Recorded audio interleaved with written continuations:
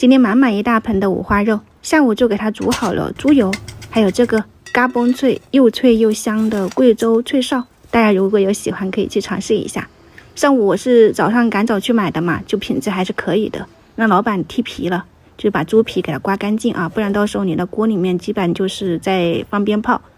然后你用热水给它冲洗干净，切成厚一点的片，再给它切成这种肉条肉丁啊，尽量的每一个都大小的差不多哈，这样你炸出来的成品就好看。然后直接放到铁锅里面，加上2坨生姜切成片放进去，因为现在有水分嘛，所以你是全程可以开个大火把水分给它熬干。有水分的时候这个汤是白的嘛，没有什么水分的时候它那个油就慢慢的会面出来了。反正没水以后你就转成中小火，慢慢的去给它炒，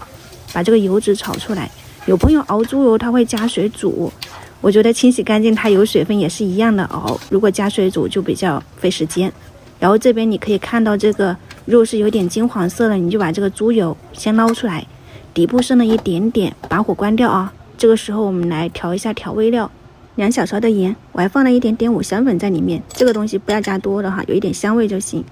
然后就是自己做的甜酒，你把里面的甜酒汁捞出来，我放了3-4勺，然后混合均匀，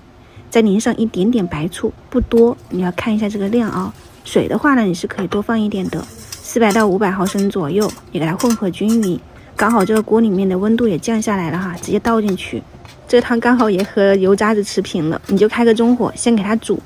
软啊。这个状态其实就是油渣子，然后我们再加工成脆哨。里面最主要的就是我们的甜酒汁，它可以去腥，还自带甜味，还能上颜色。盐和五香粉就是调味料调香味的，白醋也可以让成品更脆哈。反正就这几些调味料都很简单。最主要做这个东西其实步骤不难，就是耗时间。从那个五花肉入锅熬猪油是半个小时，然后这个汤汁炒脆哨也是大概30-40分钟左右。你可以看到哈，我全程都是用的中小火去炒的，中途肯定会偷吃的，太香了，你知道吗？完全忍不住。现在这个状态是软哨哈，然后慢慢的它会变硬，而且也会有很多这种白色的油泡，你就时不时的拿个锅铲拎一点起来抛一下，听一下声音。就闷闷的不行，闷闷的你就继续的炒，直到它这种声音是这种清脆的，就可以出锅了。快速的给它降温，因为我看他们店里应该是用那种冷油去给它降温，我们直接捞出来就可以了。然后锅里面的油你给它过滤一下，因为是2种，一种是清油，一种是它里面是有五香粉香料的，我就分开装了，颜色也完全不一样。哎呀妈呀